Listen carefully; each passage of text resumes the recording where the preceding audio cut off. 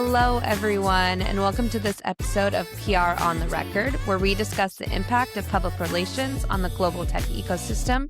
My name is Shani, and on this episode, I'm joined by a creative strategist who's worked with over 150 global brands and companies, including Wix, Monday, Meta, Lemonade, Elementor, Mindspace, Mobileye, and so many more.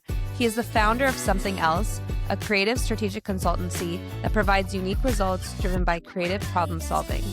I hope you enjoy my conversation with the incredible Jonathan Kahn.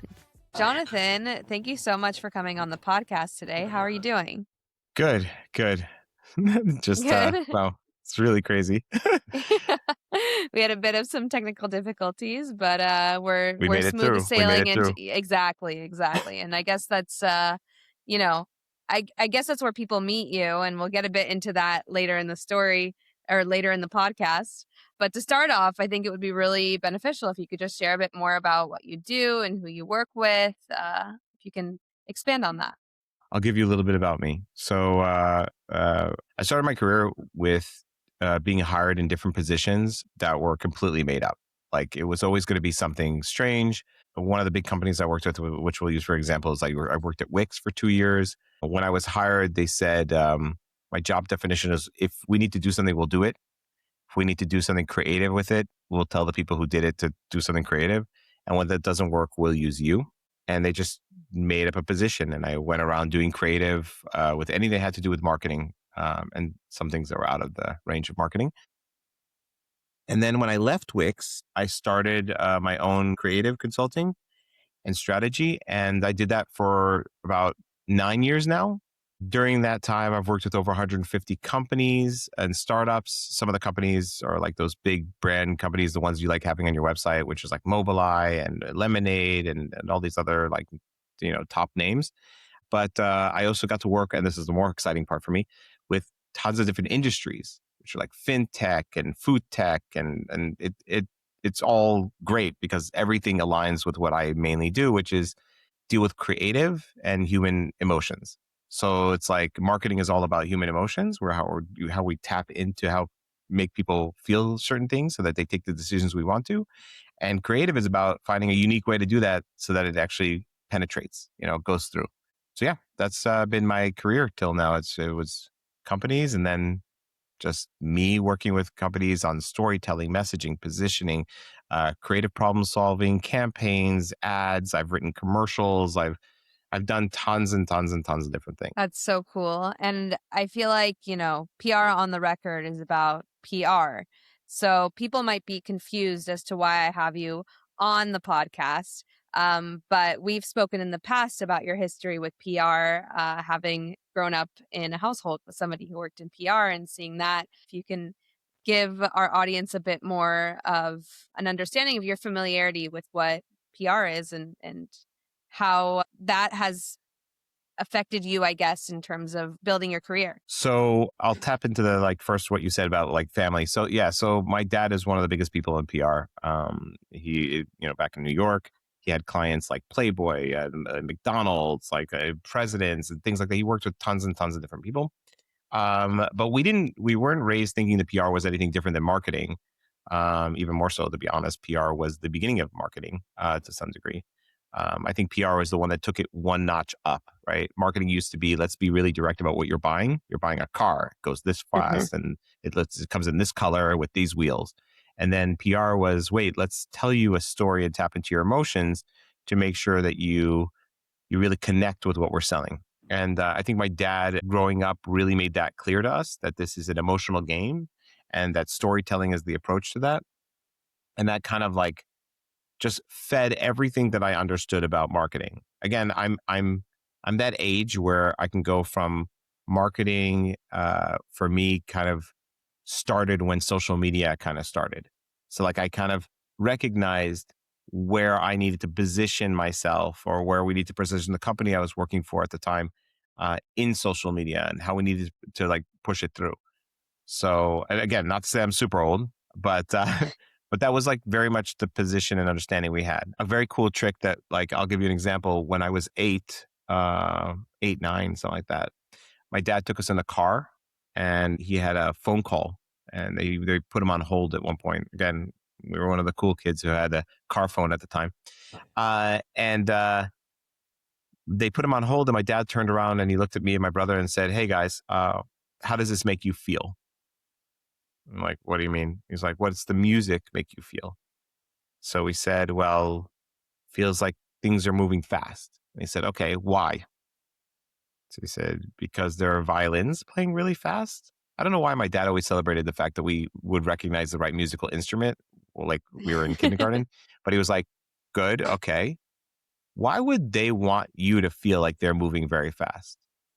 And we're like, "Because, they're trying to get back on the phone as fast as possible with you." And he's like, "Great." That was the weirdest thing to do to a little kid ever, but that really helps you create like a standard to everything you see in life. And then you can use this in marketing. So yeah, these little weird tidbits of information that, just follow you through your career. That's super interesting. I don't think I've ever had that perspective as a child. So seeing I what you feel do like kids now. nowadays really need to understand that. Like we live in an age where my Yeah. kid's being marketed to every 2 seconds of his life. Not 2 seconds, nanoseconds, right? TikTok, Instagram. Why is someone showing me this piece of content? What value does it give? Where does it give it? Does it give it to them? Does it give it to me? What's going on? Am I being manipulated? Am I not being manipulated? And even more so now with AI, where everything is fake, everything is meant to manipulate you. Go to a forest, by the way, nowadays, and just outside, and you'll realize this is what the world really feels like. Like just a bird doing whatever it's doing because it needs to do it, and you're just sitting there. It's wild. We are being advertised and manipulated throughout the whole day. So being able to categorize it, understand why it's being done or why they might want it to be done, it's just insane. Well, I think the younger generation is more cognizant of that in their upbringing. Whereas when we were growing up, to have somebody point that out, I didn't have that experience. So you having that experience, it is very interesting. And Oh, especially in the roles that we play today. Yeah, because I grew up saying the world is the way it is because that's the way it is. And there was no description behind it. Not to say like my parents did a very great job, love them, but it wasn't pointed out to me in that way. So it's really interesting that you have that perspective, and then now in your career you tap into that with the brands that you work with to play on people's emotions, and as you mentioned, like we're all living in a simulation, it feels like sometimes. So it's interesting you take that story from when you're younger to now today. I mean, you tapped into a little bit about how your perception has changed in terms of your dad's work, from back then to now. Can you mhm. expand a bit more on how you feel it's changed over the years, how it's developed? I mean, you mentioned that it's happening on a grander scale, but anything besides that, do you feel like So it's changed? I think that, okay, so this is interesting. So I think this really taps into what my perception of PR is to some degree, right? Like, Mhm. so PR used to be, for me, it was all of marketing, right? Because that's what it was really at the time. PR that's how you get in front of people, right? The and I think that your PR usually, creates the story for the company. And at the time, it was the story you needed to pitch, to the pitch that you made to the news anchors or whatever outlet. I think it had a lot more to do with also the same kind of pitch that you're making to the end user, the customer. They create this story, and then the fact that they have connections to get you on to the different medias that you needed to get to was something that was somewhat separate. I think nowadays, um, there's a differentiator between your brand strategy, your PR, your marketing strategy. You have so many different areas. PR has taken a little bit of a shift. Like the story that I tell about the company is built mostly in the brand strategy. I think again, this is my opinion. And then it's hopefully, if it's done right, it's shifts to into your marketing strategy correctly. This was something that I recently had a talk with someone about the importance of being able to make the connection between the two and how, unless you're a agency that handles the marketing and the brand strategy, there's usually a disconnect. And how I perceive it as someone who doesn't have a marketing agency, how I perceive it differently. But when we're going back to like PR, it's I see it as a booster right now for getting the effect you want to achieve. I'll give you an interesting example. I'm working with a company now that deals with baby cribs. And I Hmm. said to them, listen, I think it's very important that you guys understand what people want because there's no real baby crib brand that's extremely well known. There are different brands, they're all good, but no one's like the Nike of baby cribs, right? Hmm. So I said to them, listen, I think you should run a competition. And the competition should be like, show us your perfect baby crib, right? And now, again, remembering that the US, the women there who are pregnant are using Pinterest and collecting different types of references and things like that. They might have an amazing vision for exactly the type of crib they want. And this becomes an incredible asset for the company. One, you get incredible ideas. Two, you can create this one and create a whole PR thing around it. But like I said to them, if you do this competition, it's not enough to just say, hey, we're doing a competition and send it out to people. You really need to have PR. You Hmm. really need to boost this. It needs to be PR on the level of like highly recognizable websites that are not necessarily connected to pregnancy. Getting to some of the bigger pregnancy magazine websites, right? And also getting to bloggers. Now, as the way I look at PR now, the person who's in charge of PR has to formulate that pitch of why this should be there, and that's several different pitches. For sure. Like, so that's like a very interesting thing. So you have to, it's the same talent of storytelling, but your target audience is very different. I'm looking to create, when I work on a brand strategy, I'm looking to create the story that they need to communicate internally and externally to their users. But I'm not ever thinking about what's interesting to the media outlets unless I'm trying to do a campaign, right? Which I might think I want them to cover us or catch us. But I still think that the pitch that's direct to them is such a unique story, and you really need to refine it to each person, to each grouping. Hmm. So that's where I see PR now is more of like a booster, something that would make that type of idea really take off. And by the way, the different I've done this before, a long time ago in my career. Again, to think how many years ago only makes me feel old. But I was working for a camera bag company, and we did a campaign like that, and we didn't know if PR was the right thing for us.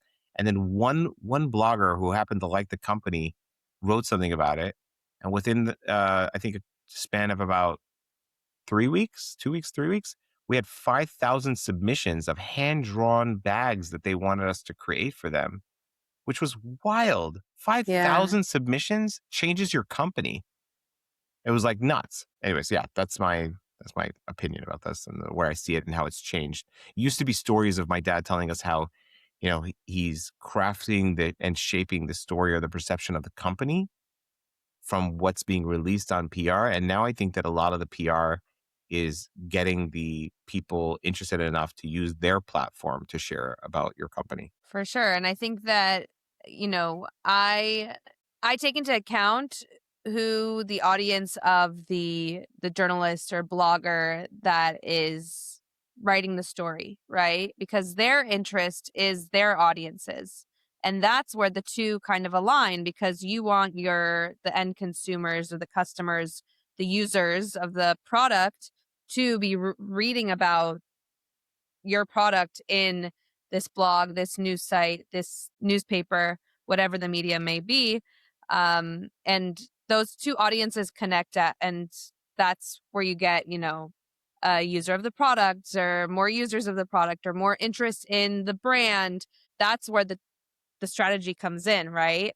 Is how do I build a story that's unique to the person that wants to write the story? But also, what are their interests? They want to appease to their audience too. And So that's interesting. Can I ask you a question? If yeah, of we're like, course. I'll come back at you as an introvert. Um, when you're you have these lists, obviously. I don't know if they're digitized or if they're just in your head, but you have these lists of different people and different like media outsources, like sources. Yeah. Um, do you deep dive into their audience, their readers, to understand what they're interested to make the pitch to him that would or her to make it to get to them? Like how much do you take that into account? Yeah, there's a ton of research. What have they written about more recently?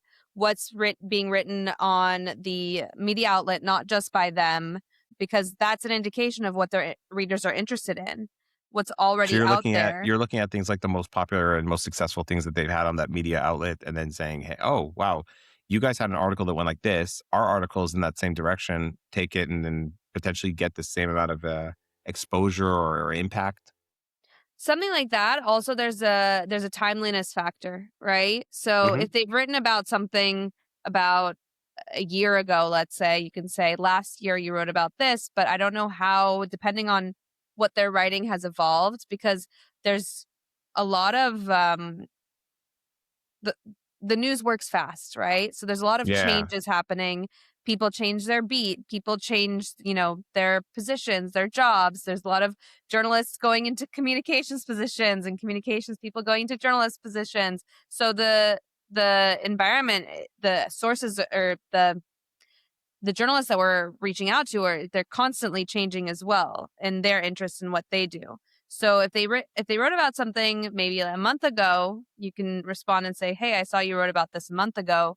You might be interested in this story," which is maybe another angle to that story, or is relevant, or there's some sort of tie that you can make to those stories. So that's one of the tactics and strategies that I use in terms of outreach, is to look at what's interesting to that reporter, but also, that could be industry wide, right? They could have not written about, let's say if there's research that has happened in a certain industry, they may not have written about that research yet, but they might want to. So then we bring them that information and we say, okay, the companies that I'm working with, I offer them a source in the form of the spokesperson or executive CEO as well for their stories, to say, we can So comment how much on back and forth this. do you go with them on that? Like, is there like a situation where you're in communication with them and you know that this person actually wants to talk about this or wants to talk or interview this person, or and then you can like, okay, I'll give you an example.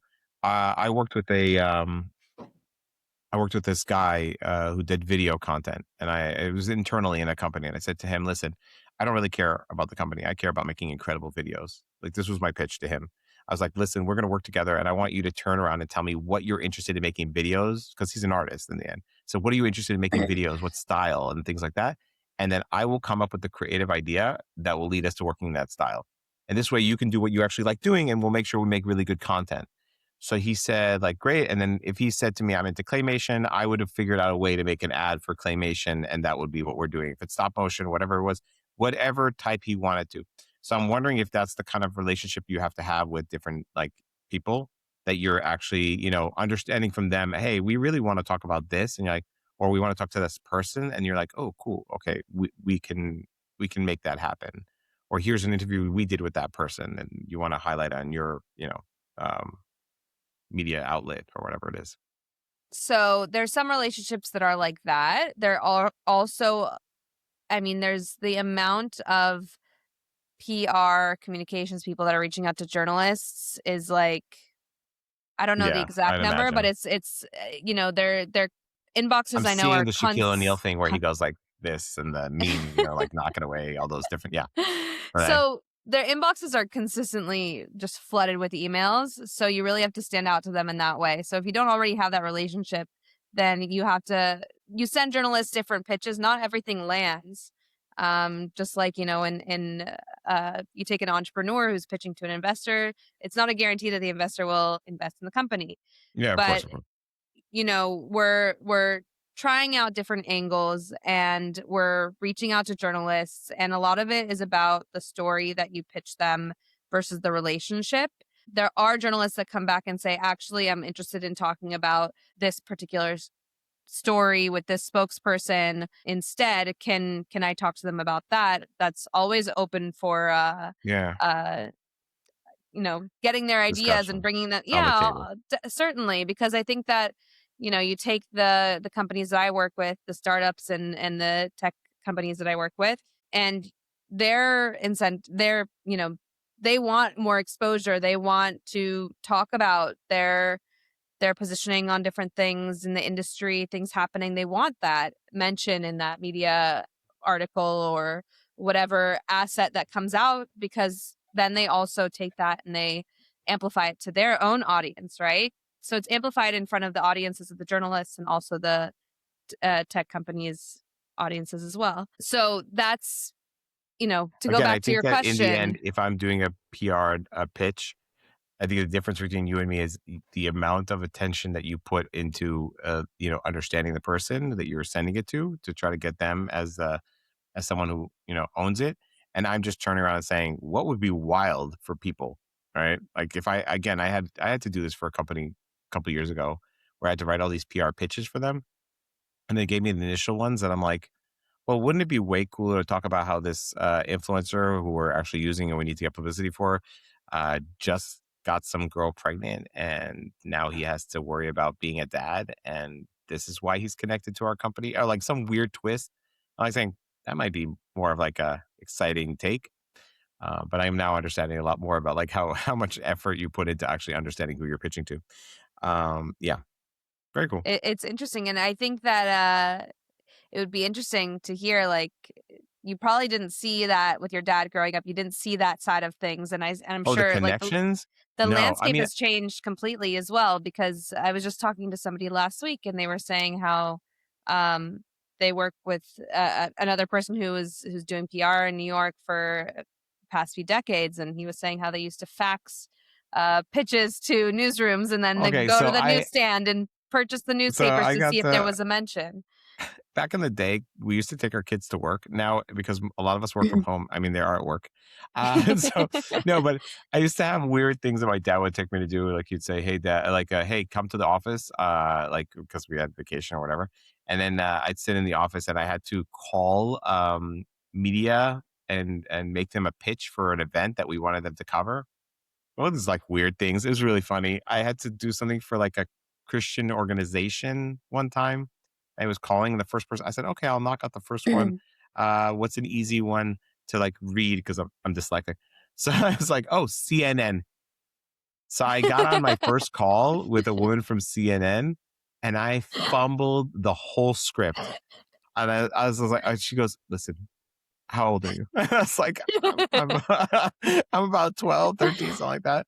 And then she goes, "Okay, um, we're gonna do this together." And I was like, "Okay." She said, "The number one most important thing you need to say is there's free food." I was like, "What?"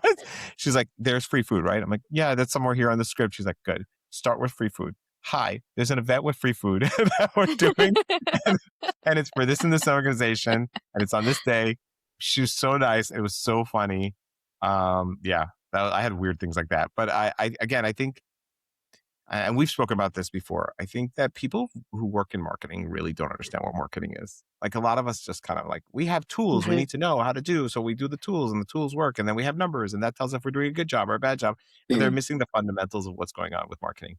And PR initially was, again, it's not to damage your thing, but PR was initially propaganda, just renamed. It was formulated by someone who said, it was formed by Edward Bernays, the nephew of Freud, who used Freud's findings to make something that was effective for business. The whole concept is about touching human emotion and making people take action that you want them to take. And that's what it really is. And in that sense, hopefully we're doing it for the right reasons, right? But Totally. like in that sense, we took PR, it became storytelling. If I look at early on PR, it was influencer marketing, it was authoritative things like we're doing now, where we have articles and TV and things having to talk about it. It probably moved into advertising to some degree, and then we added advertising into PR. But now PR kind of took this shift because of the digital side of it, where we're leaning heavily on. Ooh, I got one new user that cost me X amount. That's a win. Mhm. And it's funny because what I do is more of the emotional side of marketing. I'm not looking to look at Excels and look at data stuff. So I'm very much still connected to what PR does. Just PR has taken more of a shift of getting it. Your target audience are the news anchor journalists or bloggers or whoever it is. But we both use the emotional human connection of storytelling to help them, buy into whatever we're selling. So it's funny that like there's a lot of likenesses. It's just that we put ourselves in two separate categories, but we're both doing the same thing. If I have to have a company tell their company story to an investor or to a user or to social media, I just don't add on to it to a news anchor or to a journalist or a thing to like, but we're basically doing the same thing. It's interesting, and you're saying that we do the same thing, it's just a different audience, and I think that it's the same audience. It's just the way that we tell the story to make sure that it shows up. Yeah, I yeah. think So you have that's a middleman I have a middleman. gating your information between the two. So I'm talking directly to a company. I'm formulating with them how they need to, what emotions they need to attach to, what things are going to help to change people's mind, what story we need to tell, and that goes directly to the consumer. Right? Now, Mhm. it loses something going directly to consumer because you and I both know, and everyone else probably knows, that if I go directly and I try to sell someone something, it's not the same as if I speak to someone and that someone who is trusted by the user says, oh, wow, they're bringing it in front of me. This means something, right? Because I'm interested in making a buck, but that person is just interested in talking about what's correct, what's right, authoritative figure, right? Someone who's not going to like lie to you, right?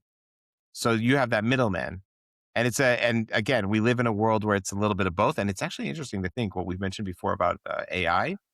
Maybe the shift will be more towards PR if news becomes more, authoritative, right? Because again, having it on television is different than having someone on Instagram who can take Donald Trump and make him quack, you know? For sure. I think that exercising every medium, every which way you could share your story today is critical to connecting, Yeah, just but connecting with that audience. specifically the authoritative aspect, right? Is something as we see with again, I watched a video of a man who sat down and he was what's her name? Megan Fox. He was Donald Trump. He was some basketball player. Or he's just sitting in front of the camera and just switching like this. And then it went back to him and he goes, we live in this world now. Like, imagine how hard it is to be trusting in a world where the president could go on Instagram. And by the way, the president is using social media and anyone can take a shot and change what it says there and put it out there. It's very interesting to think what will end up happening and how much more authoritative media outlets will play a bigger role. Kind of cool. 100%. Yeah. And So we're maybe seeing PR that is going back on the rise with the I certainly feel a current situation. shift, with AI search, being that a lot of the information that's being fed back when somebody asks a question through AI search is pulled from different authoritative like sources, such as news outlets and also owned media, so like content, looking at different things. I know that AI is rapidly changing and evolving, Yeah. so It's now also getting a little less trustworthy as they're turning around and making it more of an like, advertising public platform domain. Yeah, it's more like it's not an advertising for platform sure. yet. I mean, there is. What did they have? ChatGPT tried to charge and say, "Oh, you'll get ads or something," and I was like, Yeah, "I'll get ads? You're going to change history and change information based on the ads? Is that what's going to end up happening?" Um, but yeah, no, I think that initially, by the way, Google initially used to pull their information from Quora, which was great because Quora was top-notch people answering top-notch questions by other top-notch people. It was like, oh, this is great. Give me information from there. But now, most of the cases, you don't even know where the information is coming from. I hope that they're making the right decisions and making sure that information comes through correctly, especially in the age we live in where people went to Wikipedia and just changed history. totally. I mean, time will tell. I think that the information that AI LLMs are reading to regurgitate to their audiences, that the information that they choose to read also, because they're not absorbing video content yet. They're not, it's a lot of written. And as soon as that changes, I'll that even say will with the video thing, even if it's transcribed, it doesn't really portray what's in the video.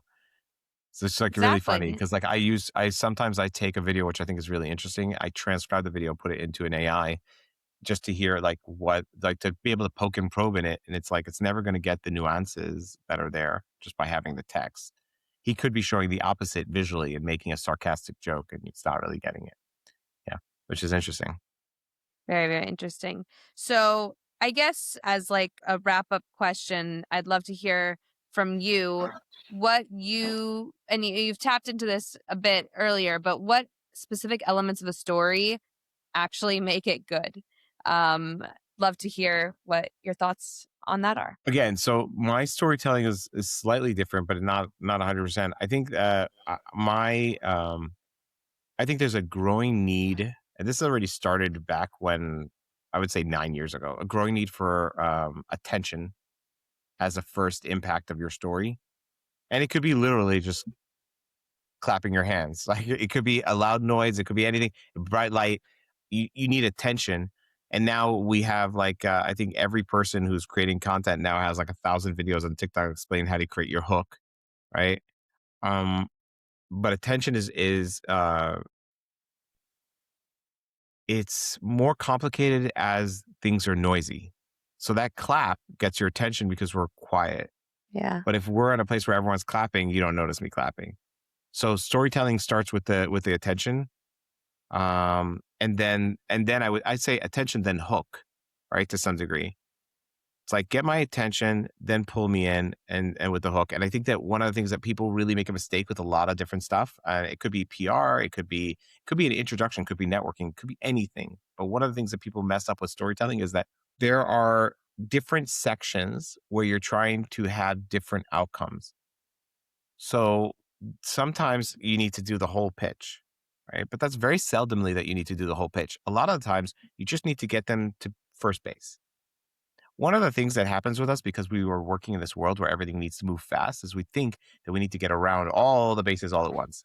But anyone who ever played baseball understands that you have first base and second base and third base and then a home run, right?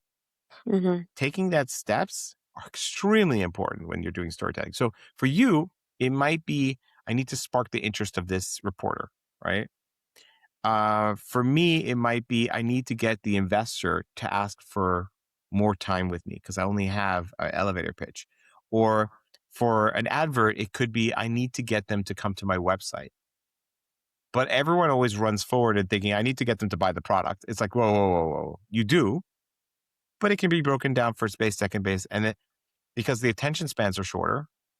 No, my wife and my son are both the kind of people who tell me, "Oh my God, Dad's talking to me. It's such a long story." And I'm like, "It's really not. It's just I've been talking to you for 3 seconds, but I don't. But I'm not using that attention and hook and this. Like I should use that with them." But the other day, my wife said to my son, he was telling her about school, which is something that most moms want to just know what's going on in school. And he was telling the story, and it sounded like it didn't have a good hook or something. So she's like, "Listen, you got to make this short."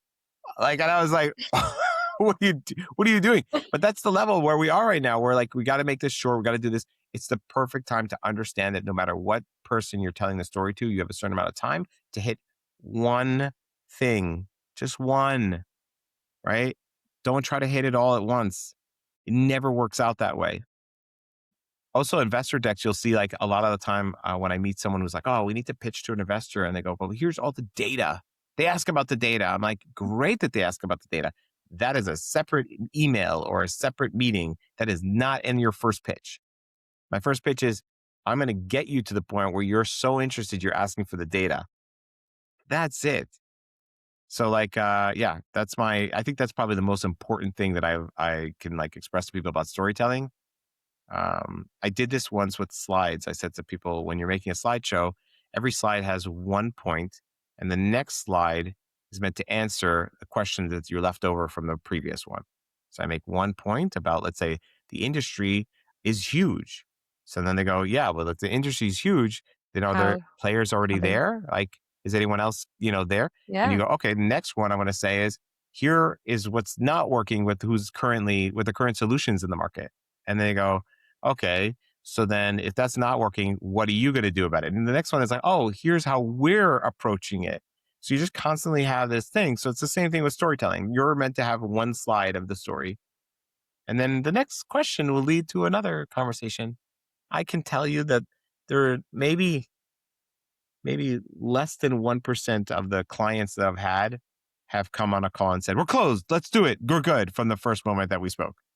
It's always takes time. It's the same thing with everything. And that's one of the main things that I say is that it takes time, and you really need to know, you need to figure out the story, because sometimes the story isn't there to begin with. And what's the story that gets that automatic attention, as you said? Yeah. And I to just need them to get be that hungry hook. to ask for more.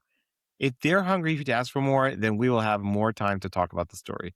I also said this to my wife is extremely excited about all the AI tools because she's now like a representative of the AI in her job and the company she works at.